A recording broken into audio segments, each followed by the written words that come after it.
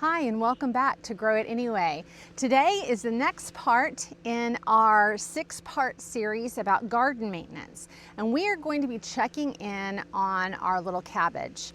Remember that little cabbage that we had planted in the brassica bed? Well, that's the update on it. The update is it's too hot in Oklahoma to continue with the brassicas. Today, we are going to be talking about resetting beds and getting them ready to plant something else. It's a great opportunity to talk about succession planning and cleaning up messes in our garden. So come along. Welcome to Grow It Anyway, where imperfect gardens still grow. If your plants don't look Pinterest perfect, you're in the right place. So come on, let's grow it anyway together. Today we're going to check in on our brassicas.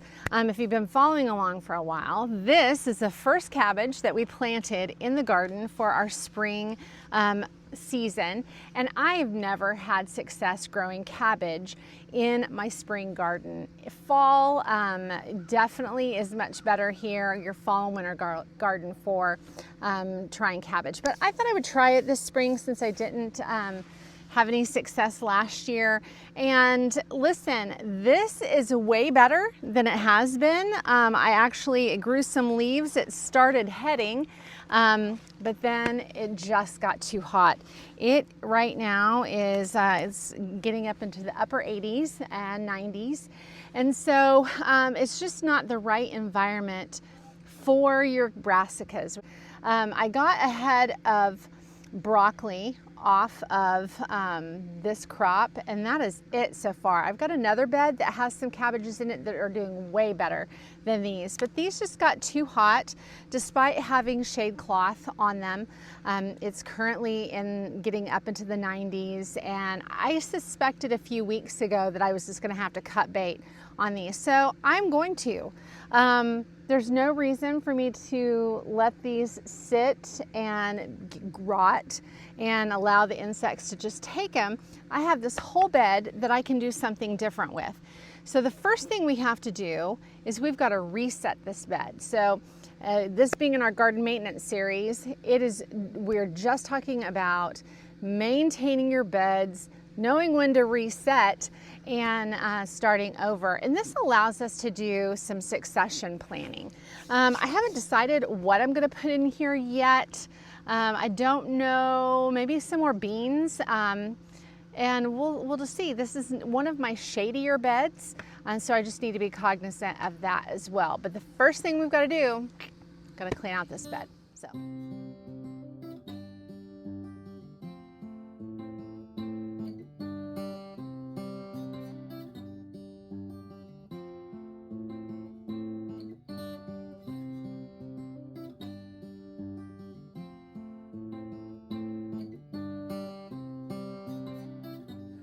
All right, I'm out of breath and it's very hot, but good news is I've got the bed completely cleared out. So the next step is to just get out the old mulch, see what's going on there, work the soil a little bit. The bad news is I've seen a bunch of ants in there, and it looked like they were farming those black aphids. So we've got to address the ant issues. The really, really good news is I got a cabbage. Not a big cabbage, but it is a hard, firm little cabbage. So hey, much more successful than last year.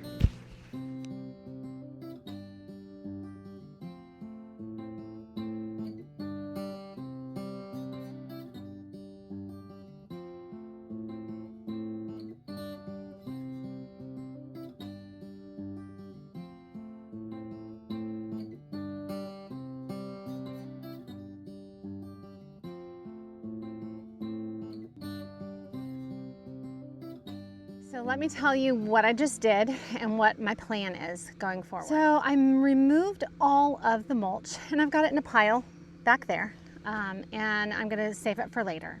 The next thing I did is I took my little garden Reiki thingy after I remove the mulch, you know, you've got a garden rakey thingy, and it's got the tongs, and you know, it scrapes and rakes and hoes and does things. And I started raking that across the soil, and that's my plan, was just to work the soil and just, you know, make sure it was good. It just kind of raked the surface. And when I started trying to hoe into it, it did not move. So my soil is compacted. Now, some areas it was okay, but that's not going to work. So we've got to deal with the soil compaction. What I did is I went and got a pitchfork. Now you can use a broad fork, a pitchfork, whatever you have. If you have a hand tool that you want to just break up the soil, if you have a small bed, do that. But I went and got my pitchfork, and I just broke up the soil, just pushing it in and lifting up, pushing it in and lifting up. I'm not flipping the soil. I'm not tilling the soil. I'm just trying to break up that compaction. It serves several purposes. One, obviously to break up the compaction, but I can also see what's going on underneath the surface of the soil. So to deal with the compaction issue, after I broad forked it or pitchforked it, I went up to the greenhouse. Remember my vermiculite perlite mix that we used for our seed starting mix? Well, I just grabbed my container, and I came out here and I broadcasted some of my vermiculite and perlite mix. So we don't have drainage issues in our plants that I end up planting here. Seeds aren't just sitting in water. So we want to make sure that drainage is good, and compaction is definitely going to affect that drainage. Here's the other issue. I have a hard and fast rule in the garden that if I have sweat dripping off the tip of my nose, I'm calling it. I'm done. I will overheat in the garden, and I cannot do any like strenuous work. I'm gonna go cool off, and we're gonna come back to this, so stay tuned. We will catch up with this, and we'll continue about how to reset our beds and check on our soil. All right, so here we are resetting our bed. It's not the next day, it's a week later because it was so blistering hot. You can see today is a beautiful overcast day, but I want to update you on this bed and let you know what we did. So after we broke up all of the dirt clods and got that compaction and really worked the soil, we didn't till it. You saw me broad fork it. But what I did do is I went back and put more perlite in the bed. I also put in a fresh layer of compost. Now, I just worked that in the soil, made sure the top probably 6 to 8 inches was nice and not compacted, and it was nice and loose.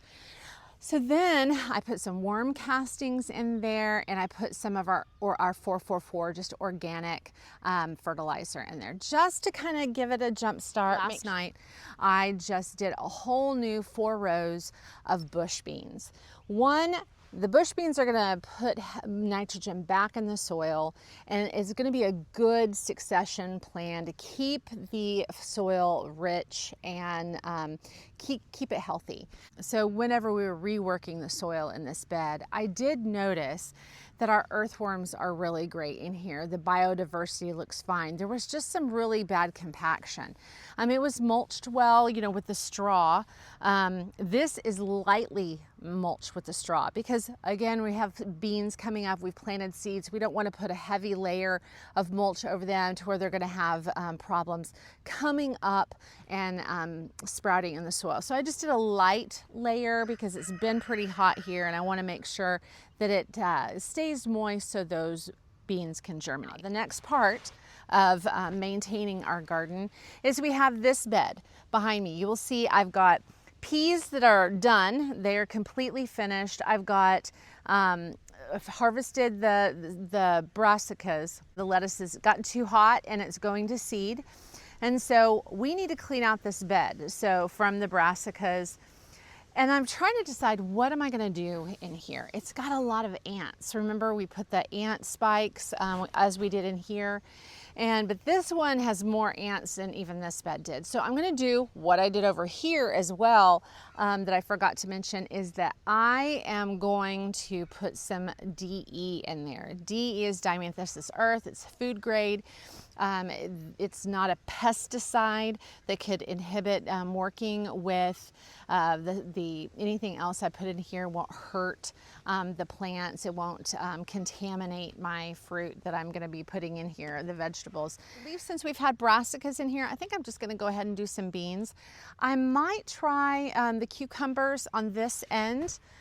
Because this has a cattle panel here. I think I'm going to go ahead and do some cucumbers here as well, just like we did on the other cattle panels. Probably do 6 cucumbers here. So we're going to put cucumbers, definitely some more beans, and yeah, let's see if I got onions, or we're going to rework this bed. So all right, let's get to work.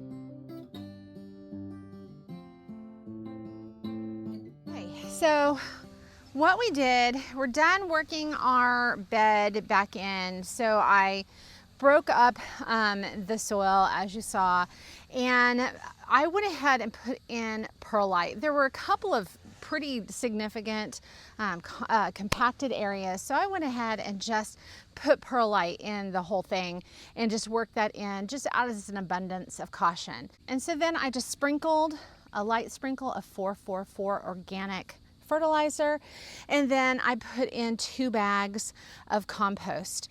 Now the compost that I'm using is just the Miracle-Gro organic compost. Some of it's like a raised bed soil, but this, as you can see, is extremely woody, and this is going to be exactly what we need. As I've come across these little dirt clods, it's not terribly, it's not terrible compaction, but I'm just breaking that up, working that in. Now, the next thing I'm going to do is DE. We've got a light breeze here today, and really, if you're putting DE, you want to make sure that you're upwind of where you're sprinkling it, because it can irritate your lungs. Or you can use a mask. Probably not going to do that either. Should I? Yes. Should you?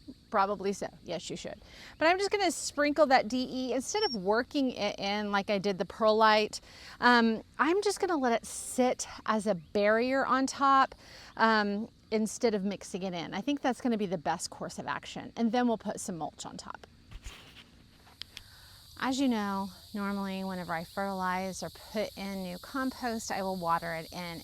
It's pretty damp. The soil's pretty damp. We had a sprinkle this morning. But because DE will wash away with the water, I'm just going to go ahead and leave this and not water it in. And then we're going to come back next week. And what I'll do next week is I will actually, if there's any of this left, I'm going to work it into the soil. I'll kind of look and see what the ant situation looks like at that point. And if I need to put more, I'll work that in the soil before I plant our beans. So, all right, now that hard work's done. Sitting here amongst our zinnias and our cosmos, and just really enjoying the garden today. Part of garden maintenance is just pivoting.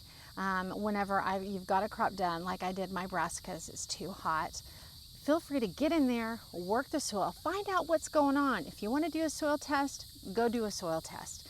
But deal with your compaction, get some fresh soil in there or some fresh compost on top of your soil and really work that in, and then you'll be ready for a new crop. And that really plays into our succession planning strategy whenever keeping that harvest going.